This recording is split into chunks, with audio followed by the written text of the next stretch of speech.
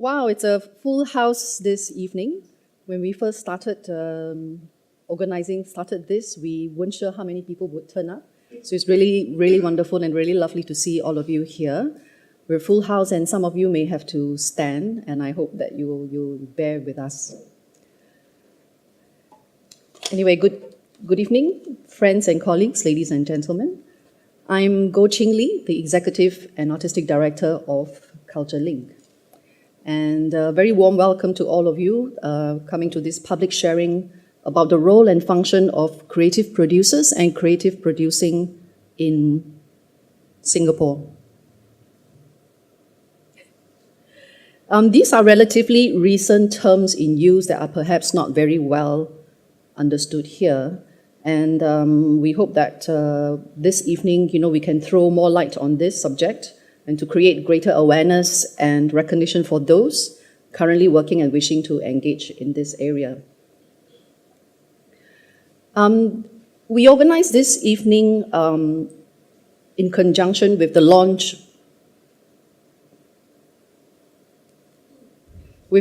of the second cycle of the Creative Producers Development Program that we developed with the National Arts Council. And this program aims to nurture 6 young creative producers over 2-3 years through overseas residencies, placements with leading arts companies in New York, Beijing, and London, networking platforms in around the region, and mentorship of a creative proposal that they would like to implement. Sorry. Can somebody adjust the air conditioning?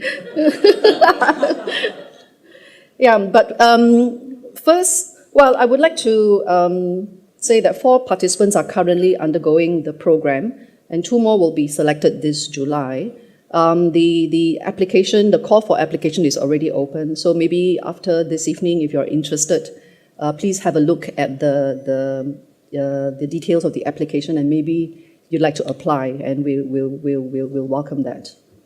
And I'd like to next try to contextualize this term of creative producers, creative producing, and how their role has evolved over the last few decades. Actually, if you remember, for those of us who started working in the arts in the 80s, arts administrator was the common term used to refer to people who are working or managing the arts. And then that was soon replaced by arts and manager in the 90s. And I think if you recall, during the 90s, there was this huge explosion of arts management courses offered in many cities. And some of you, I think, are maybe the first recipients of scholarships or bursaries from NAC to go study arts management. And many of these courses are offered as part of business studies.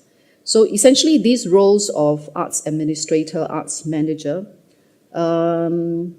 involve administrative and managerial concerns, largely of running arts projects or running arts companies, keeping track of your P&L, how to write sponsorship proposals, write application to bodies like NAC, how to keep track of budgets and so forth. And all these are managerial operational functions generally within a company in support of the artistic vision and to realize the artistic plans set by the artistic director of the company. I think generally administrators and managers are generally not expected or encouraged to ask too many questions about the artistic plans, but are expected to sometimes go to the ends of the earth to enable to realize the artistic vision of the director. In more recent times, I think the term producer has come to the fore, and I think it's a term borrowed from film and commercial theatre industry. And producers are arts managers doing all of the above, but also more. They play a more active role, an internet connecting role, taking over being responsible for a range of responsibilities, particularly sourcing funding and raising capital to realize creative plans. And so now today when we talk about creative producer and creative producing, adding the creative to the producer, it refers to a person who, in addition to all of the above tasks, also proactively contributes to the creative process, providing significant creative input that could actually shape the artistic outcome itself. In fact, there are also creative producers who themselves initiate and originate the creative concepts and creative ideas, and then invite artists to work on them and develop them.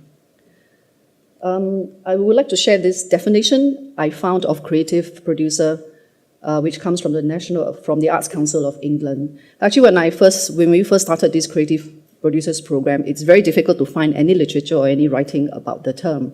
But now when you check the internet, there are more people writing about it. And this is a definition from the Arts Council of England. I think the operative words here are making great ideas happen, producer taking the lead in navigating between the bold vision of an idea and how he delivers it. And the symbiotic relationship between the artist and the producer as the two primary roles in the creation of new work and its engagement with the public. So in short, creative producers are the people who figure out how to engineer and guide the development of an artistic work from inception to delivery. They have to figure out where to find the money, how to assemble a dream team, how to manage risks, how to show the work, and also very importantly, how to prolong the work with the public. And this role has emerged out of necessity, responding to the demands of globalization. Very simply, we now live in a more connected world, and artists being artists, they can't resist making work across different disciplines and across borders. In the last decade or so, there's been a huge explosion of arts festivals, performing arts venues, which have led to greater demand for new and innovative work from artists. And also, they are also looking further afield to discover new artists and their work. And today, the interdisciplinary international collaborations, co-commissioning, co-productions, these are all, they have become the norm, and become the currency of artistic exchanges today. And also, there is a very strong desire to tour the work, a new work within and beyond national boundaries, not only to have the work seen by as many people as possible, but also the possibility of raising revenue through the touring of this work. So today, given the practical realities, the financial constraints and complexities that the arts world finds itself in, artists need help from creative producers who are equipped with a range of creative and entrepreneurial skills to put the work together and deliver it to the market. Creative producers generally have to speak multiple languages in order to relate to and negotiate effectively with artists, sponsors, governments, presenters, serving as a bridge between these different stakeholders. Not artists can competent in all these areas, but with the help of a creative producer as a team, that really helps support the creation of the work. For me, there are also certain values that are important and critical to creative producing. The first is the centrality of the artist. I think for many of us, creative producing really means the artist is at the core of the process. And I think it's for us, for me at least personally, when we serve the artist well, we also serve the audience well. The second value is collaboration. Working in a collaborative manner, whether across disciplines or with different partners, to develop innovative approaches. It's not doing more of the same, but how can we together engage in new and innovative projects. Engaging in markets and networks, that's also important in today's world. Defining where your market is, knowing where they are and how to take the work there is also a very important part of the role of a creative producer today. How many of you consider yourselves creative producers? Very good. So where might we find current and potential creative producers in Singapore today. Actually, some of you may be engaged in that process, but without realizing it. You can say that you can find, within arts companies, general managers, managers who do have a strong creative input into the creative process. Actually, some companies already have the role of producers embedded in the organization. But sometimes, conveniently, producers could also be a fashionable word that is plonked there, but actually the work is not very much different from the normal arts management, P&L concerns and the concerns of running the company.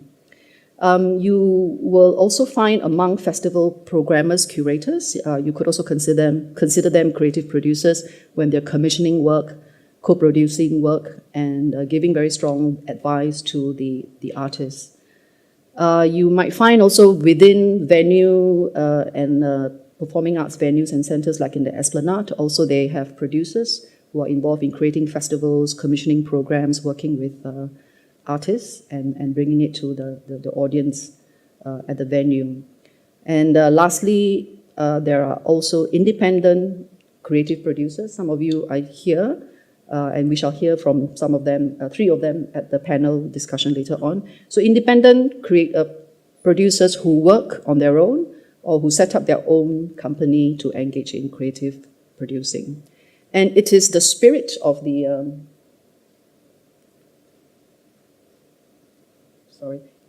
it is the spirit of independent producer that we are trying to engender through the Creative Producers Development Program. So currently there is a very small group of creative producers working in Singapore, and is there room for more? Well, I think definitely the answer is yes. We know of new opportunities coming from the fact that there are many new art centers being built now in Hong Kong, in Taipei, around the region. There's always new festivals sprouting all over the world. And also, I think Singapore is seeing a changing landscape where more people are joining the freelance pool here. And also, there may be mid-career arts managers, producers who are working in institutions who might want to leave those institutions and take a different path. There is also funding made available by the National Arts Council to support intermediaries, and there is also renewed emphasis for creating quality projects for both the local community and for international audiences. So definitely, I think there is a great potential for more independent creative producers to emerge and to surface here. However, at the same time, I believe that we also need to look at what kind of support systems, what kind of framework that could be put in place to help grow and sustain this bigger pool of creative producers in Singapore. So it's very good to see all of you here. I hope that this is only just the beginning of a conversation and discussion that we can engender and grow. Without further ado, I'd like to ask Woon Ying, who is one of our first creative producers under this program, who have traveled to several places to undertake her residency. Thank you.